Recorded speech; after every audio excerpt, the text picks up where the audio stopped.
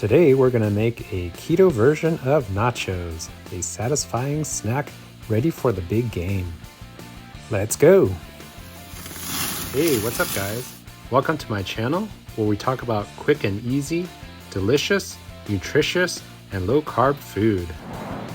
Please like and subscribe and I'll bring you new videos every week.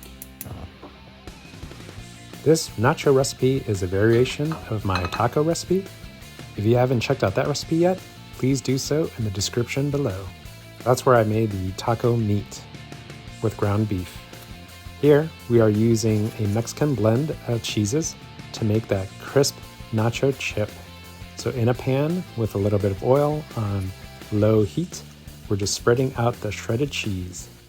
Since this is a nacho chip that needs to hold toppings, I'd like to put a pretty thick layer of cheese down. As the cheese melts, I like to take a silicone spatula just to scrape down the sides to ensure that there's a rounded edge. These are pretty much the same steps to make the taco shell.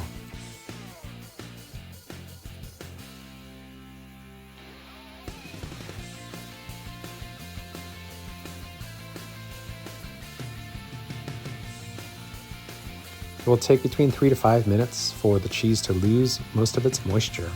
And you'll see that when the bubbling starts to slow down. While the cheese is still a little bit malleable, I like to take this edge of a spatula and just score it and cut it into 6 equal slices to create that triangular shaped nacho chip.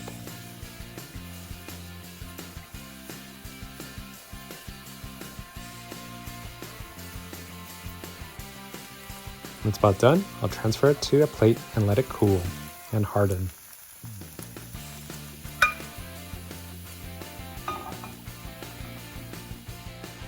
Here we'll make one more at fast speeds, so we'll have 12 chips in all.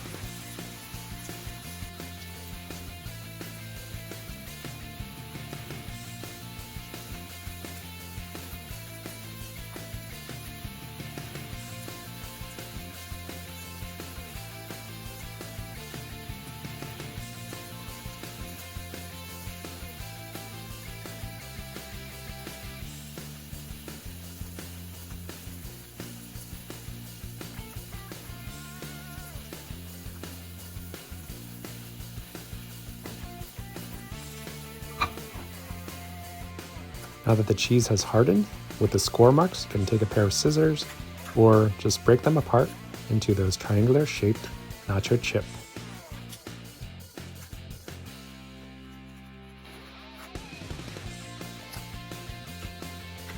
If they've hardened enough, you can just break them apart with your fingers.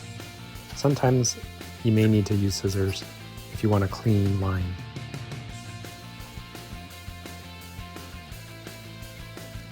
We'll just arrange them up, ready for our toppings. Look at that, it just looks like a nacho chip. For our toppings, I'll add some of the taco meat that I made earlier. I like my nachos quite meaty. Again, I have my taco meat recipe in the links below. Next, we'll add some cheese. And this cheese will melt over the warm meat. Next, we'll add a dollop of guacamole and a couple dollops of sour cream.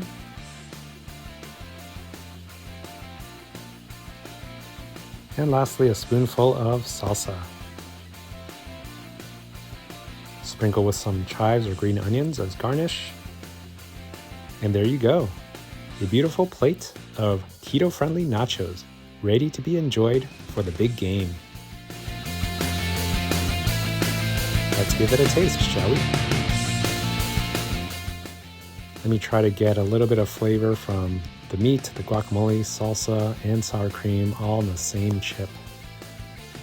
And I'll tell you, these taste just like a nacho chip, a little bit more brittle, but just as good. And listen to that crunch.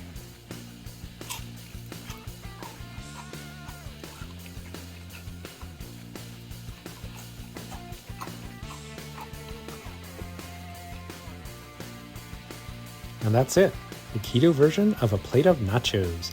Great for snacking anytime.